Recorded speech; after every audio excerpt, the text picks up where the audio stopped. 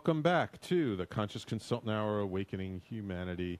Big shout out to all of our listeners on the Facebook live stream, and thank you, Dennis. I know he shared the video. Really appreciate Dennis. He's such a loyal listener. So we're talking with Mark Monchak, and he's not just the founder, but the Chief Opportunity Officer of the Opportunity Lab.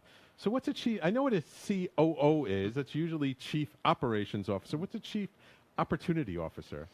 Chief Opportunity Officer is the person who his job is to see opportunities everywhere and to decide which are the right opportunities for your organization or your clients or your investors or your stakeholders.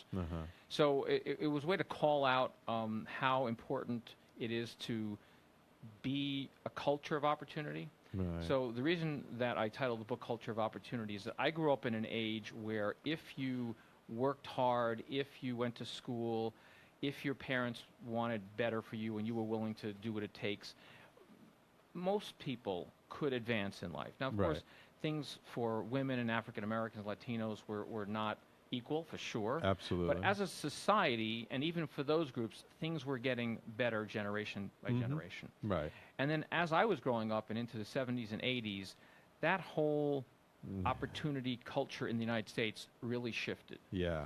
So back in the 60s and 70s, the companies had a sense of pride in the communities that they had their businesses in, and a sense of pride for the number of employees that they hired.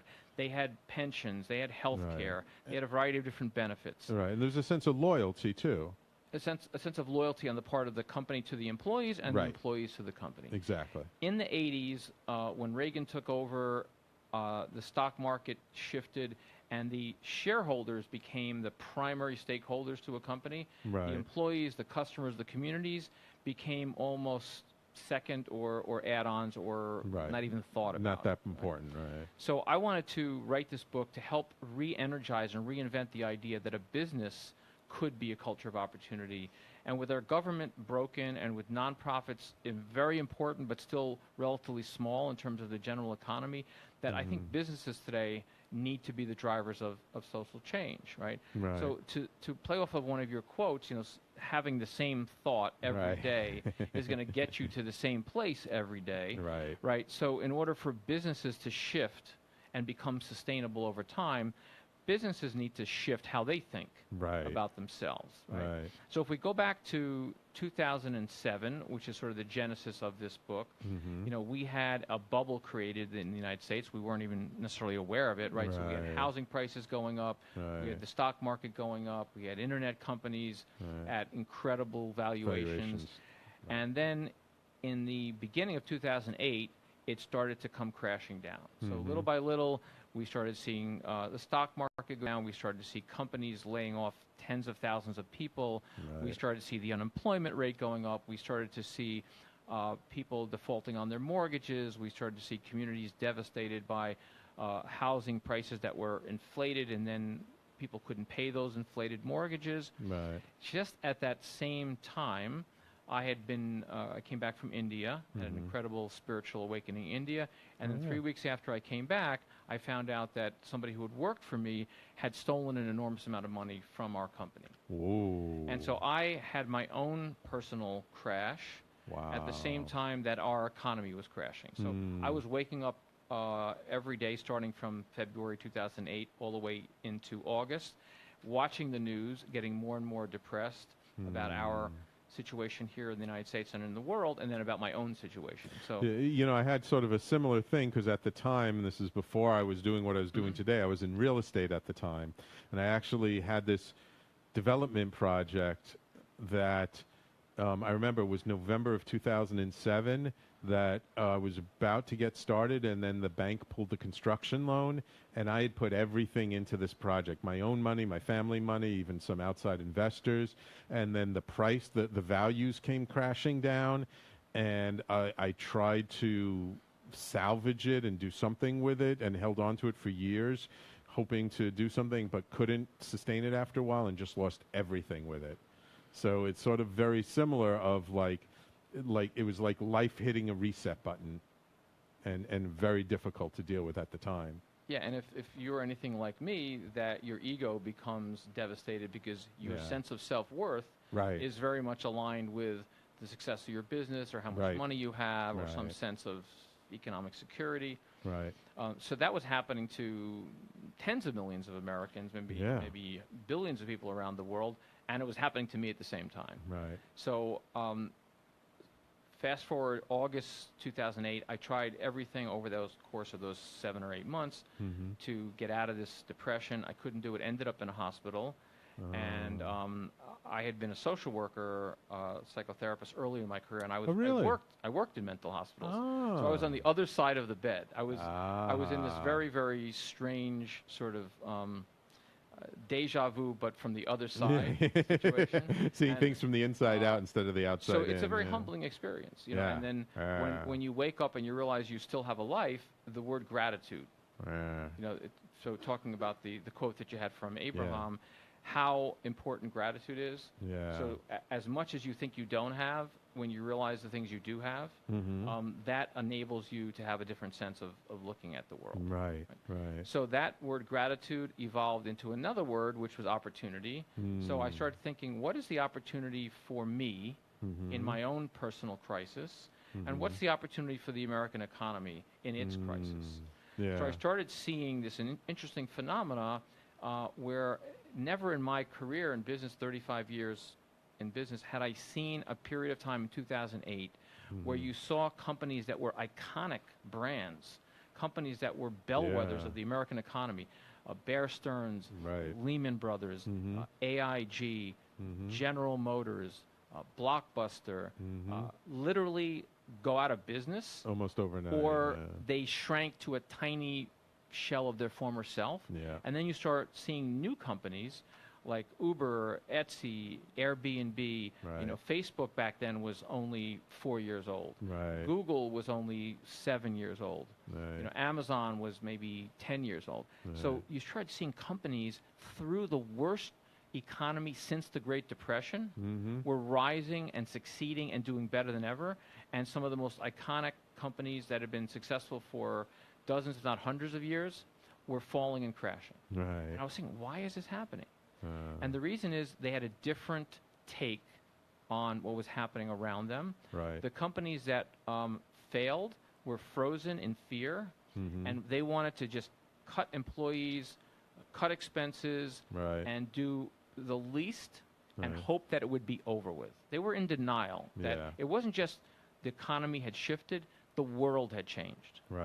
The other companies that we talked about before were thinking about what's the opportunity in this economy for my customers, for my employees, and even the more advanced ones, for the environment and the communities they work in. And again, a very good example of how thinking the same thing over and over again, the status quo was crumbling and those companies went out of business, but it was the companies who were able to think differently, who were able to see things in a different light and take a different take on traditional business, were the ones that actually were able to thrive in the middle of all this chaos.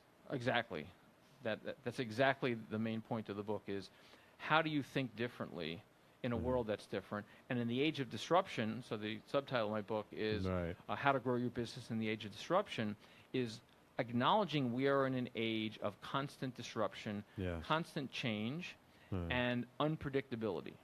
So if you think that you're going to run a business based on predictability, you're thinking something that is no longer a reality. I'm not sure if it ever was, but there certainly was a lot more predictability than there is now. And I don't think it's ever going to go back to being predictable. It may change in the way it's disruptive, but I think it's always going to be disruptive.